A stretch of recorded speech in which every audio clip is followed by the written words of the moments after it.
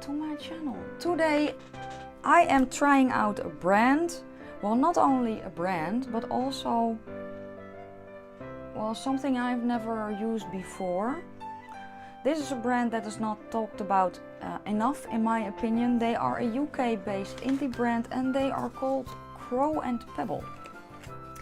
What they have are loose pigments. They also have lippies and you can order samples. What did I order? I ordered some loose shades.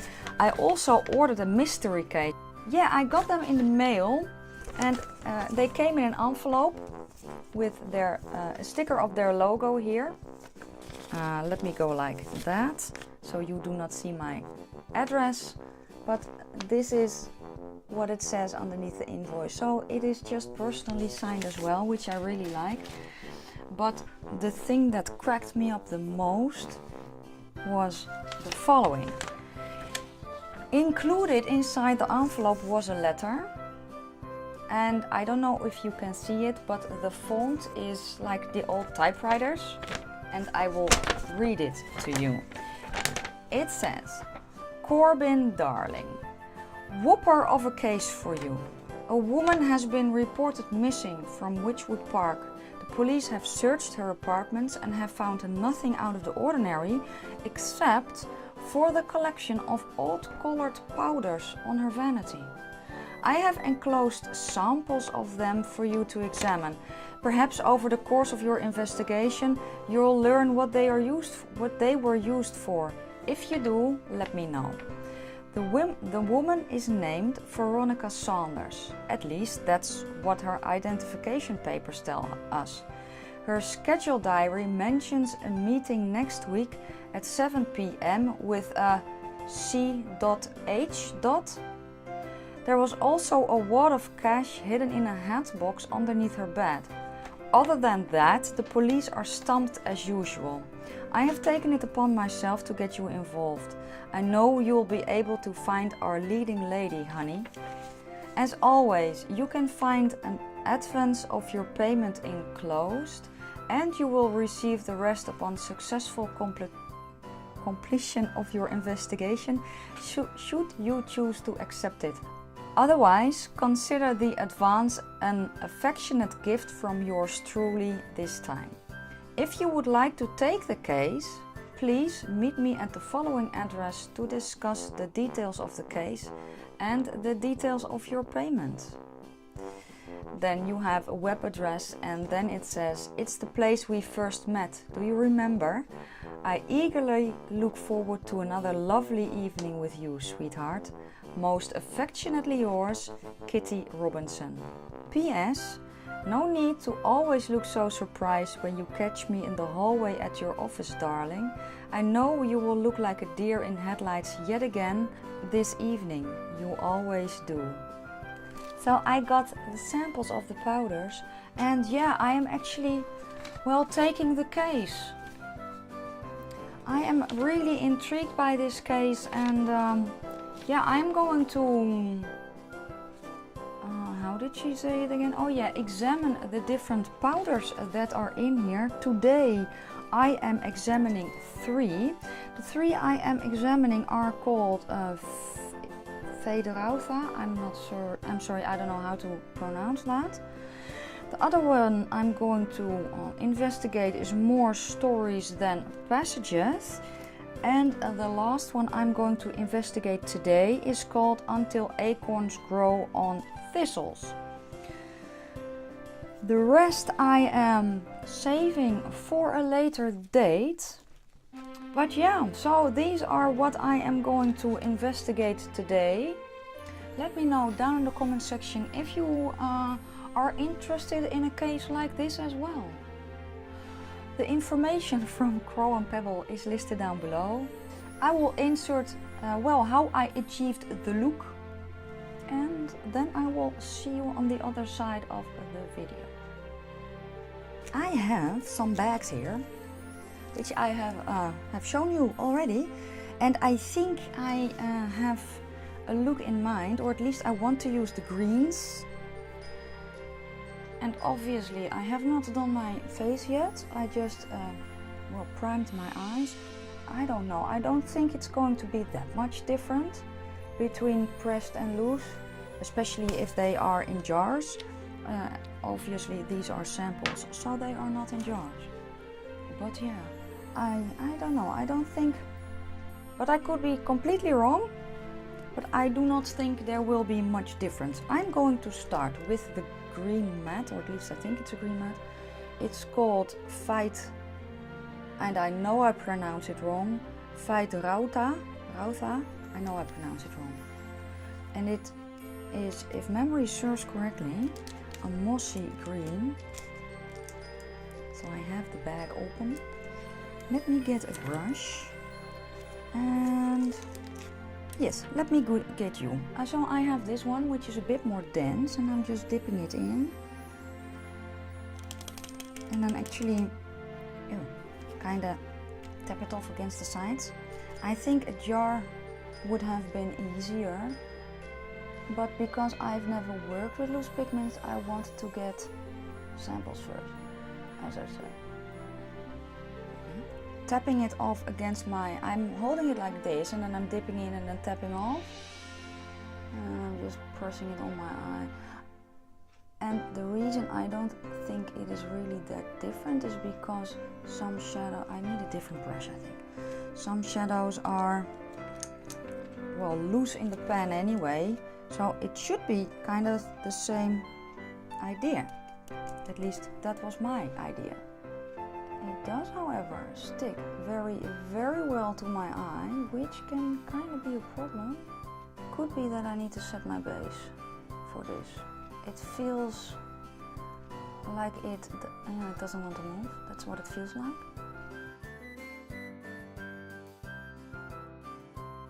But as you can see, I can blend it out. I just need to work at it a little.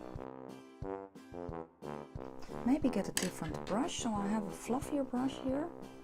Let's see what this does. And again, this is new for me, so if you have any tips, please let me know.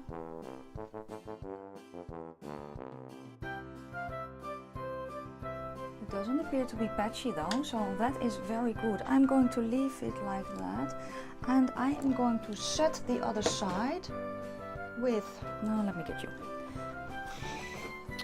It does not want to come out. So I have here the Maybelline, what is it, Fit Me Matte and Poreless Pressed Powder, and let me just set the part where I want to blend. So that's about there. So I'm not going to set in my crease because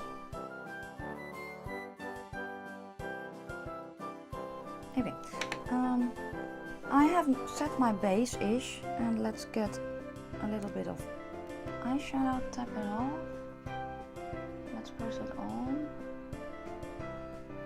So again, I'm not doing anything different than normally, and I am actually pressing this on as well, because they kind of want to stick where you place them.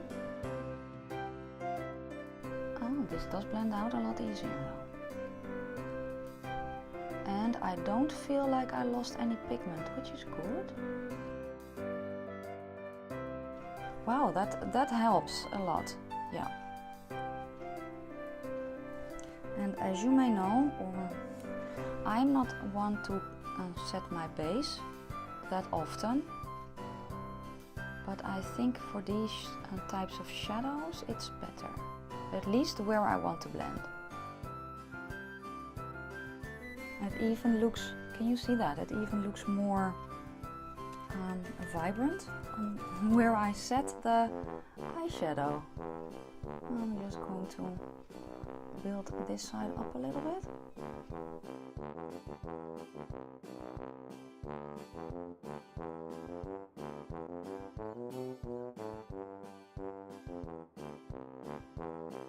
What I'm actually going to do now is I'm going to take a different brush. Let's take this one with some of my face powder, and that I'm going to use to blend out the edge a little bit. Because this is a cooler toned green, this is actually how I would do it anyway.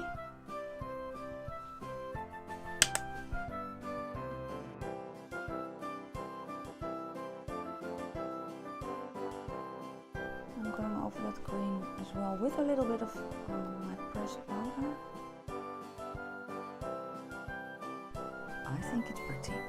I want that of color underneath my eye as well. How the hell am I going to do that? You know what? Let's use the same brush, this one. So I'm actually going to the side of the little baggie to pick up a tiny bit of pigment from the side, and I'm just going to pop it underneath. And I don't have any fallout either, so that is actually really good.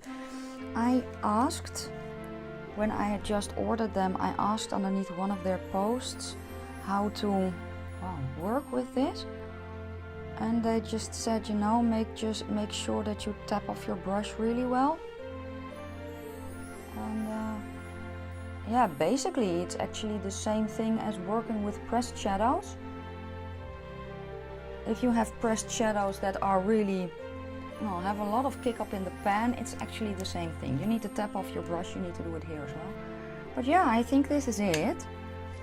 So I want to use one of the, I don't know, let's use this one, which is called More Stories Than Passages.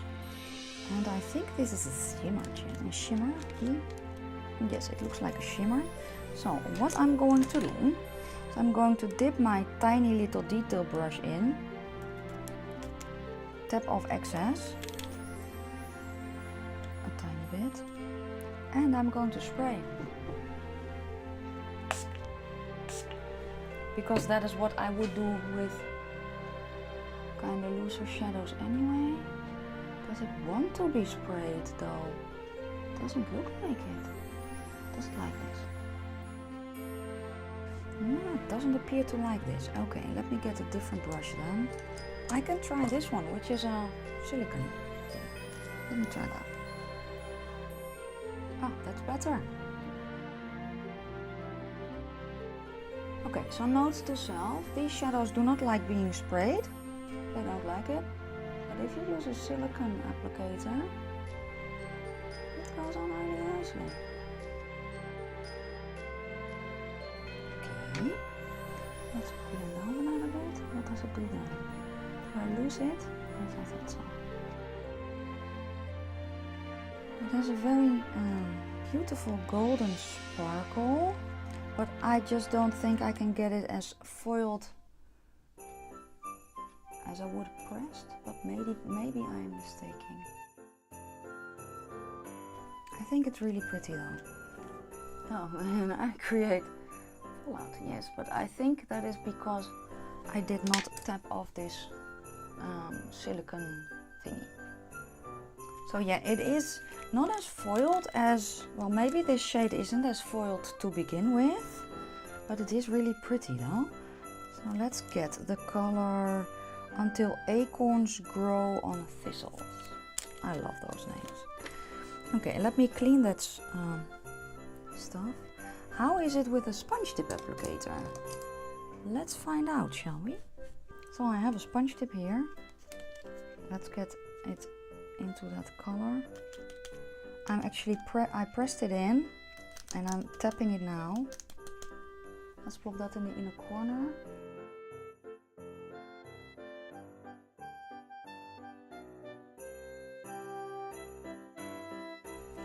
It is a bit more, dare I say, grungy? I don't know. It is really pretty. It is very different, and I like it. I really like it. And I did not know what to expect from these shadows. I have no idea. They do have, if you ask how to press them, they will tell you, and they will give you a recipe for it as well. So that's really, really good. So I think this is the look. I think it's pretty. I do, however, am missing a little bit of inner corner highlight, and I don't know, because when I swatched this grayish shade, it was really, well, not foiled, but sparkly. Does that make sense? And it isn't as blinding as I personally would have liked, but I'm going to clean up the rest of my face, and then I will be back and show you the look, well, just before my falsies, I think. So, yeah. And then after that, I will give you my initial thoughts. If I liked the shadows or not. So hold on. Don't go anywhere. I'll be right back.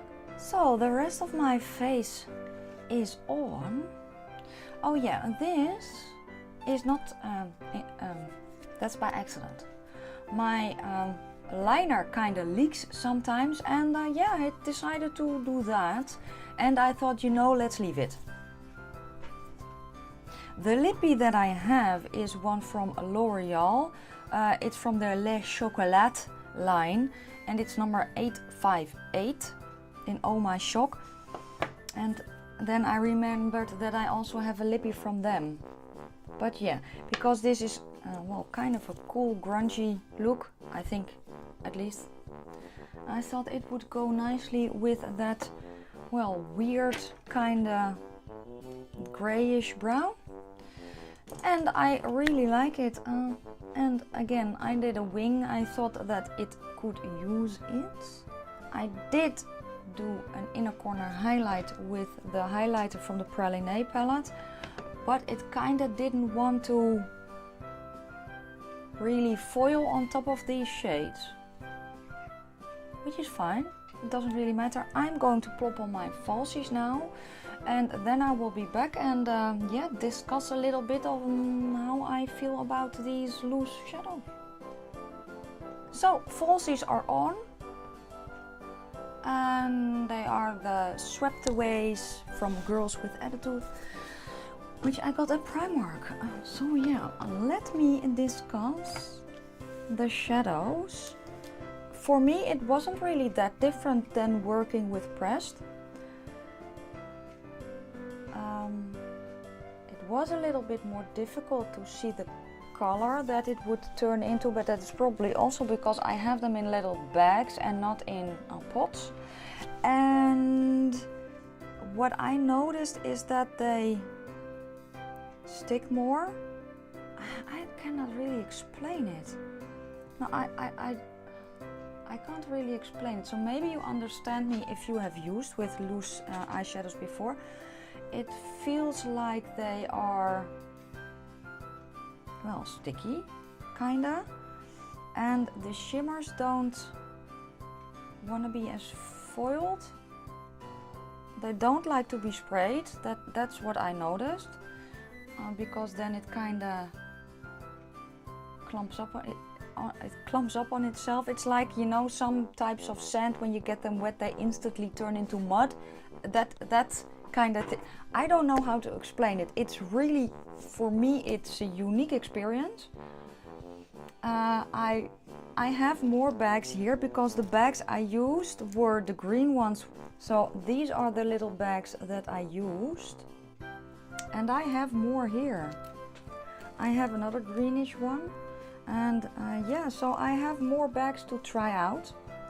I do want to put them in, you know, you have those pill containers, something like that. I want to put them in so I can see them easier and don't have to dip into a little bag. But I think the colors are really pretty. I think the look turned out really good as well. And again, I don't feel like it was any harder to work with than pressed shadows. Just tap off your brush. And what I noticed, especially with these, it is actually better to set your eyeshadow first, or your eyes first, because they will stick anyway, at least the green one that I used, and then you have an easier time blending out. So, if you have any tips for working with loose eyeshadows or loose pigments, actually leave them down in the comment section below. I want to try out the others that I have as well, so I can technically do, well, at least 2 other looks with this. And yeah, give you my final thoughts. So I will probably do that as well. Let me know if you have anything from Crow and Pebble, if you have heard of Crow and Pebble before this. I think it is a brand that is not mentioned enough. I think that their color story is really, really unique. Go check out their site. I will leave all the information down below. That was it. I think, yeah, if you liked the video, give it a thumbs up. If you didn't like it, give it a thumbs down. Let me know down in the comment section, well, again, if you have anything from this brand, and if you have ever worked with loose pigments, and maybe some tips and tricks for me. The rest of my makeup will be down in the description box as well. For now, I'm signing off. I wish you all a great day, and I hope to see you in my next one. Bye guys.